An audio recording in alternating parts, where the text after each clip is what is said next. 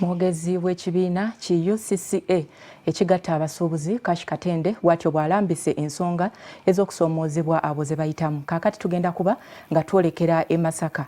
Eggwanga erya Kenya we twogerera kaakano libala abalwadde 912 okuba nga be bakakasiddwa okufuna ekirwadde kya COVID-19 bukyanga kibalukawo. Kati omubaka wa pulezidenti e Masaka Herman Ssentongo alaze obweraliikirivu agamba nti bannansi b'eggwanga erya Kenya bayingira mu Uganda nga bakozesa obukubo obwappanya okusuubula ennaanansi, ennyaanya n'ebintu ebirala.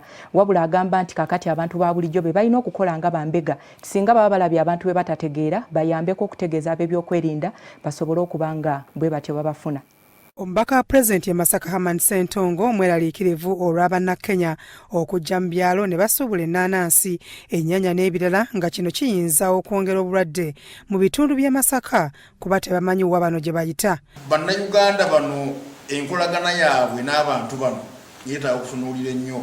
Tujja kulowooza nti twafuuyidde Lukaya, twataddewo testing e Lukaya, naye nga waliwo points endala nga 8 gye basuubula ebintu gye tutamanyi na bigenda mu maaso. So challenge eyo ngikuleetedde kubanga it's real wano weeri. Bino abyogeredde mu lukuŋŋaana lw'abamawulire n'ekitongole ky'ensonga z'omunda mu ggwanga n'alaga okusoomooza nga ennyanja Muttanzige bwe yajjula abantu ne basenguka nga kati banoonya bubuddamu awamu n'emmere. Waliwo okusoomoozebwa ku nsalo Mutukula Kasensero ate nga ne emyalo gyaffe Lambu n'emyalo emirala gyonna gye tulina wano. Abantu baffe abo emyalo gyagenze gya amazzi gagitutte egimu kati babunze ne bava mu kitundu. Awaliwo okusoomoozebwa eri abantu baffe abo. Abatanzania basobola okuyita awo naddala ewaabwe nga bwe byabizze okuyingira mu ggwanga. Herman Ssentongo azzeemu n'alaganga bw'atali mumativu ku nsonga y'abya by'okwerinda ku nnyanja kubanga ensi eziriraanye ne Uganda ziyinza okukozesa omukisa guno okwesogga muno.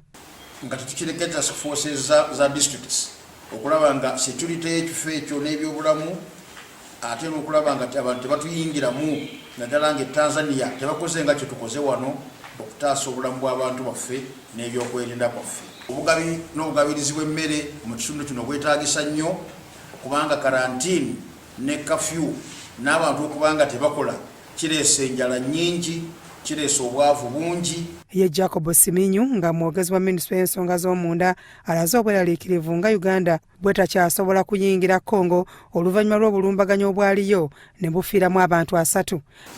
Paka kati okuva olwokusatu abantu baffe tebasobola kusaabaza migugu kuzitwala Congo nga bayita Padeya ne Goli kubanga waaliyo olwokusatu obusambatuko nga abalendu milisha nga batta abantu 62 era abantu ba bulijjo ne bajja ne bagamba offices ziggalwewo paka gavumenti lwenaabawo obukuumi. Alaze nti Uganda erina ebifo abavuzi b'ebimotoka naddala e Masaka nga balina Lukaya nga n'abayingira bakeberebwa COVID-19 wabula asabye bamalaaya obutasemberera bantu bano. Naye tekitegeeza nti bannayuganda naddala mikwano gyaffe be bayita banneeko nti bongere okukola ki okwetabulatabula n'abantu bano abasaabaza emigugu.